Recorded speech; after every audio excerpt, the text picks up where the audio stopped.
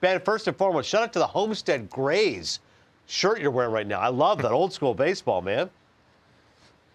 Yeah, we got a lot of great history in baseball in Pittsburgh, and this is part of it, so I'm wearing it proud. I love to see it. Let's focus on the positive first. You spent 33 days in first place, 12 games over 500 at one point. We were all celebrating the Pirates that first month of the year, and just a feel-good story of knowing how much that team and franchise loves baseball. How nice was it to see that early season success? It was a reminder of how the city and our fans and really everyone in the organization is going to rally and respond when we are winning more games. And obviously, we also know the 162 game season is going to tell you everything. It's going to, you're going to get exposed. Your strengths, your limitations are going to get exposed over the course of a long season, and we learned that. And but we feel like we took a step forward. We're excited about that. Certainly not satisfied. Looking to go into this offseason and find a way to keep getting better. Ben, Jake Peavy here. I'm going to ask you some questions in a minute, but I owe you a public thank you. 2013, I'm on the Chicago White Sox team, and you had enough belief and persuasion within your staff to make a move. And it changed my life forever, Ben, getting to be a part of what you had assembled there in 13, the Executive of the Year in 2013, and World Series champion. I just wanted to publicly tell you thank you. Look at what those, I don't know if you can see the board now, but you gave up. Frankie Montas, the White Sox, Jose Iglesias. Iglesias was a player, and look, I just appreciate it, buddy, and publicly wanted to tell you thank you. You changed my life twice. You traded for me. We got to win together. You traded me back to Boch. 14 was able to win with those guys. I appreciate it very much, pal.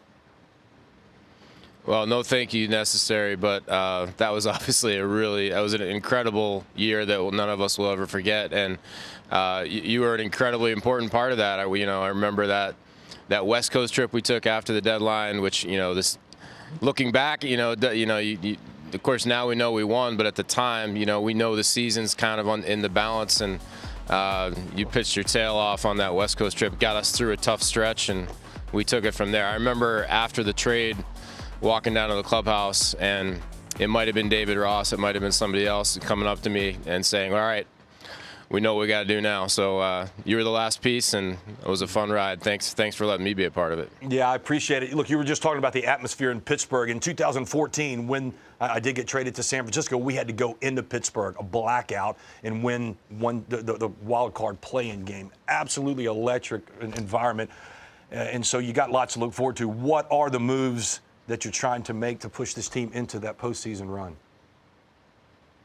Yeah, I mean, we're excited about the young players we have, and obviously we know that a lot of winning in Pittsburgh is going to be through our young players just continuing to get better, improve, get traction in the major leagues. We're starting to see that.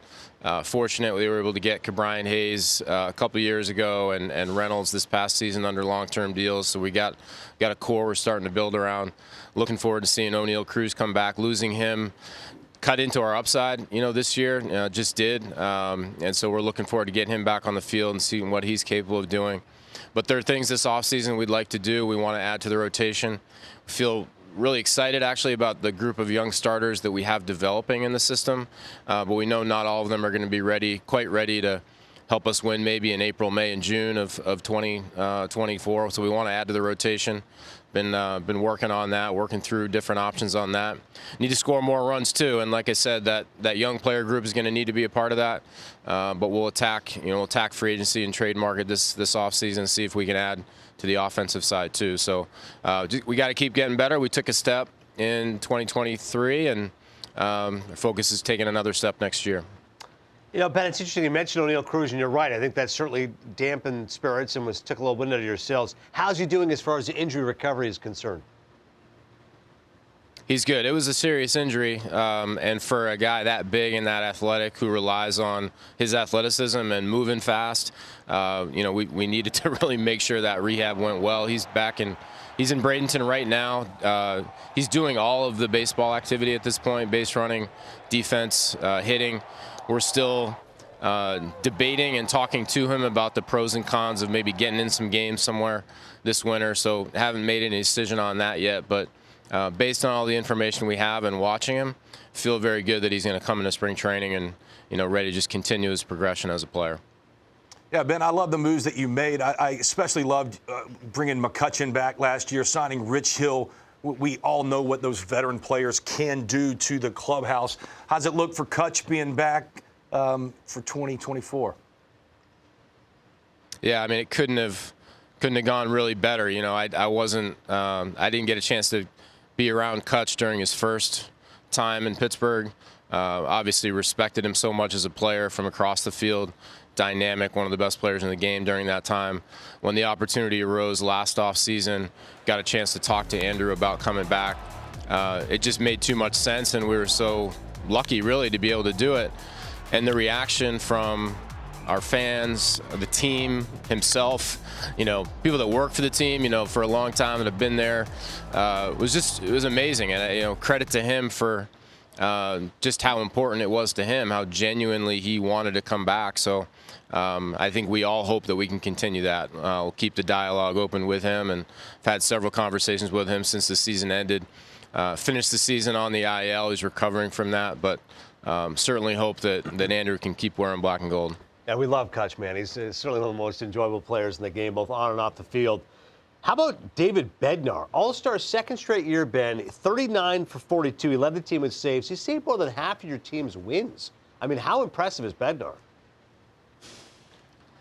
He's something else, and probably good timing talking about Kutch and Bednar at the same time. They're both, Kutch is a transplant but lives in Pittsburgh. His wife's from there, and David actually grew up there. So those two guys, I think it does mean something a little extra to them. Doing it with the Pirates actually means something. And David, not only is he a great closer, but he's such a big part of our team, our clubhouse. He's just he's fun to be around. He cares about the city, he cares about the team. He spends as much time in the community that, does as good a job there as he does on the field, which is saying something. So, we're real lucky to be around him. He's a stud. I love him. You mentioned the young pitching that you have coming. I love Keller and his development. He's shown, obviously, huge bright spots. We know who you took first overall, Paul Skenes out of LSU. Do we have a chance of seeing him in 2024? I think it's certainly possible. He's going to tell us, anticipate him, being a part of spring training. Obviously, we don't want to rush anything. We want him to have every opportunity to be the best version of himself for as long as possible in Pittsburgh. And we know he's going to get after it this offseason. He's in Bradenton, too, for the most part this offseason, and he's very focused in the way he does his work. So everything we learned about Paul after signing him pretty much affirmed what we thought before. This guy, not only you can see the talent, but he doesn't just wait and meet a challenge. He pursues the challenge. He wants to be challenged. He's done that his whole life. So we're not going to put any ceiling on it. That's for sure. Last one for you, Ben. We'll let you go. Henry Davis, obviously a good-looking kid, came up, high prospect, but curious about his position. Do you see him as a catcher, DH? Where do you see Henry Davis's long-term future? Yeah, we had a chance to meet with Henry at the end of the season, and we're very clear that he's coming into spring training as a catcher. That's how he's doing his training this offseason. At the time we called him up, we felt like the bat was just a little bit ahead of the defense, and we were in a position at that time of the year we still had a chance, and we were trying to help the team. We thought the bat could help us, so we made that move, and then for a variety of reasons, he really didn't get a chance to catch much the rest of the year. So we still want to give him that opportunity. We believe he can do it. We know the bat's going to play. So he'll get a chance to come into spring training and back at his normal position. And we're fortunate to have two young catchers in Henry and Andy Rodriguez. We feel really good about. Jason DeLay did a great job. So feel good about the strength at that position going forward. You got to feel good about having one of the most beautiful parks in baseball, too, man. All that young talent playing there in Pittsburgh on a summer day. Great. You can't beat it. Ben Cherington, great insight, man. Appreciate you giving us a few minutes, and we'll talk to you soon. Thanks for having me, guys.